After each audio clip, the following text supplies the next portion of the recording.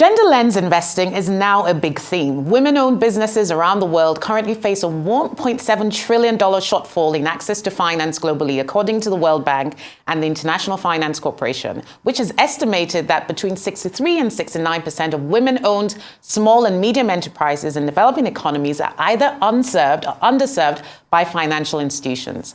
This equates to a credit gap as high as $320 billion. In Africa today, there is an estimated $42 billion in financing gaps for women. As a result, many women-owned businesses do not actualize their potential, and many investors miss profitable opportunities. What influences these realities, and is the tide turning fast enough for Africa's female founders? Well, joining me to discuss this is Adesuwa Okunbo Rhodes, the founder and managing partner of Adesuwa Capital Management, one of the few growth equity and Genderlens funds in Africa. She has gained over 15 years of investment banking and private equity experience in developed and emerging markets from global institutions. So good to have you here, Adesuwa. Thanks for joining us on the program. So I guess a lot of viewers would be curious to know, what exactly is Genderlens investing? So Genderlens investing is really an intentional investment strategy where you are investing to promote gender equality through your investments. And that could be in a number of ways. I think people have the misconception that Genderlens investing is only investing in female entrepreneurs or female-led businesses, but you can also invest in businesses that are through their goods and services providing services that disproportionately improve women's lives. You can be investing in businesses that promote gender equality through the value chain of their company, so whether that's advancing gender equality in their boards, across their workforce, across their supply chain. So it can take many forms. And I think what you see is that the Genderlens funds are trying to do a mixture of both, or all of them, so that they are not, they're not limiting the impact to just the founder. We want to see gender across the whole value chain of the company. Yeah, that's interesting. I mean, that gives it quite a broad spectrum. Are there particular countries or regions globally or in Africa that are leaders in Genderlens investing? So I think what we've seen, maybe just to set the scene, I think last year in the venture capital space, we saw less than 7% of VC funding and funding to startups going to female CEOs. When you drill down into that number, we saw actually less than 1% going to businesses that had a single female founder or a single female CEO. So it's quite, when we have almost $5 billion being raised and less than 7% is going to women, it's quite, I say we have a lot of work to do. But I think the bright spots that we see in Africa is Kenya continues to lead the way. So about 41% of the funding that went to female CEOs in 2021 was from Kenya. Nigeria was only 5%, so we have some work to do, it was less than the average. And then when you look out globally, I think, we see even more stark statistics. In the US, it's less than 2%. So I would say that generally, it's a very, very stark situation. Yeah. I think the capital is just not flowing to women, whether you're a female fund manager, whether you're a female entrepreneur. We just have a lot of work to do. Yeah, I mean, that is a huge gap. Look at the gap between Kenya and Nigeria, for instance. So, you're a fund manager. So are we seeing investors asking you that you direct the money they're giving you towards gender-sensitive investments? So I didn't have to wait for them. They came rushing. They came. So I set up Adesuwa 3 years ago, and the real onus of setting up Adesuwa is because I struggled to fundraise myself. I was running another fund that was investing in Africa, and at the same time I was fundraising with a lot of men. They were raising their funds, and for 4.5 years I was like, what's going on? And then I saw a very clear gap in the market. We just did not have enough women-owned and women-run funds in Africa. And when I drilled into the numbers, since 2008, there's only been 16 female-led funds in Africa that have successfully reached a final close. Only 16. So the disparity in the capital allocators in my mind is the fundamental issue of why we have these gender gaps. So when I started Adesuwa, that was really the onus of starting. I believe that as women, we have a very natural competitive advantage to invest in goods and services that we use as consumers. We have a very, very competitive advantage to also invest in people that are like us. So with Arua, it was really trying to make sure that we can showcase the unrealized potential of investing in women, both from an economic standpoint in terms of financial returns, but also the multiplier effect that it has in improving society. Because women are the ones that are investing in everyone else. We invest about 90% of our income into healthcare and education. So yes, investors are now, institutional investors, a lot of the development finance institutions. There's something called the 2X Challenge that is mobilizing about $15 billion to the economic development of women in developing countries.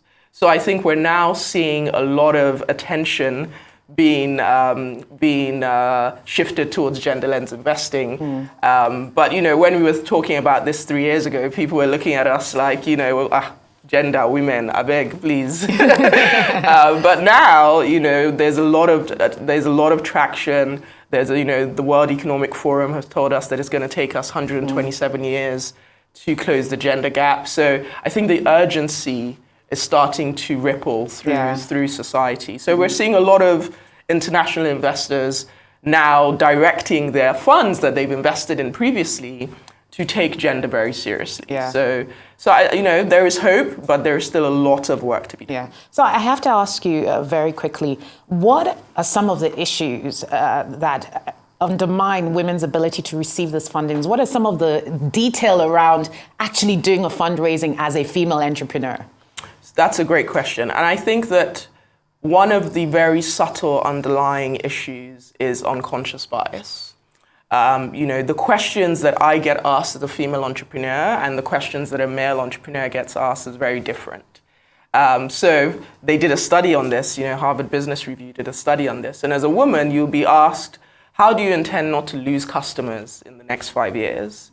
A man will be asked, how do you intend to grow your business in the next 5 years? So we get the prevention questions, the men get the promotion questions, because women are deemed as more risky. So I think that the way that we're able to break this unconscious bias is if we have more women as capital allocators. If you're a female entrepreneur and you're going into the room and you have 7 men in front of you and you're the one asking for a loan or asking for money, there's just not a likeness that comes with when you want to invest in someone. So I think until we're able to change that imbalance that we have between capital allocators and entrepreneurs, we're going to continue to see these dislocations in who is actually getting the funding. So that's what we're hoping to showcase with Arua, that when you invest in women, there is a natural trickle-down effect to other women in our portfolios. And the research is now out there. BCG, excuse me, BCG has research that shows that when you invest in a female founder, they're generating 2.5 times more revenue than just male founders.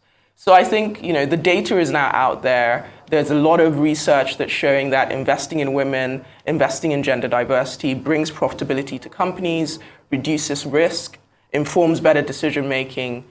So we're really excited to really showcase this through our portfolio as well. Yeah, that's great. And what is the landscape like for female fund managers? So the capital allocators that are women, what is that market like? Because presumably the more female fund allocators we have, the greater the chances of finding women businesses to invest in. So I think we're seeing a lot more female fund managers come to market. We're seeing female fund managers in the VC space. We're seeing female fund managers in the private equity space. But as I said, we have a lot of female fund managers fundraising for their funds. Not many have closed. So if there are institutional investors watching, please back female fund managers. There's a lot of untapped potential. I always tell my investors, luckily we've closed our fund, but I always say to my investors that investing in women is the most unrealized asset class that's left in private equity. Because there's such limited competition, there is such a palpable arbitrage opportunity. And I think that people are starting to understand that, but we're excited to be pioneering it in our space in Nigeria. Yeah, that's interesting. And one of the interesting things I wonder is there a sectoral dimension to it? So are you finding that a lot more funds are going to women entrepreneurs in specific sectors of the economy, or is it pretty much the same across the board? So what we've actually seen is that there's a lot of female entrepreneurs in the healthcare space. So it seems like a lot of female entrepreneurs are tackling essential goods and services. So one of the key sectors that we focus on at Arua is healthcare, fintech, access to renewable energy, and essential consumer goods. And 100% of our portfolio is Genderlens based. It's either we're investing in a female-led fund or we're investing in a company that provides essential goods and services to that proportionately as positive for women. Female-led business, I said fund. So what we're seeing is, healthcare, fintech, whether it's mobility, we're seeing very, very interesting female entrepreneurs that are tackling fundamental issues in society that prevent your average man from getting access to basic goods and services, the necessities. And that excites us because these businesses can be very, very defensible in a macroeconomic downturn, or you will always need healthcare, you will always need financial services, you will always need food, you will always need mobility and logistics system to get to where you're going. You will always need power. So these are the sectors that we're seeing a lot of female entrepreneurs where they're tackling these fundamental problems. Yeah, and I guess a final thought is really around, people often tie the rationale for investing with the bottom line, actual returns and all of that. So I guess a final question for you is, why should investors invest in gender-focused or gender-sensitive businesses? That's a great question. And I think for us, it's twofold. There's a clear financial return. So we've seen a lot of research, whether it's from McKinsey, that tells us that 28 trillion will be added to GDP when we address this gender gap. We've seen research from the IFC that shows that when you invest in Genderlens funds, they're returning a 20% more return. We've seen research from BCG, as I mentioned, that investing in female founders, they're generating 2.5x more return. But over and above that, I think that when you think about the social impact, whether that's provision of goods and services, provision of education, women are typically reinvesting 90% of their income into their children.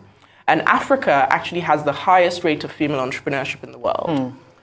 So if we're able to invest in these women, not only are we able to generate enhanced financial returns, improve profitability, but there's also a significant multiplier effect on society as well. So if you care about the triple bottom line, then you should be investing in women. Thank you. Well, you heard it loud and clear there from Adesuwa. Okunbo Rhodes, founder and managing director of Arua Capital Management. So great speaking to you about this topic. Thank you for being with us.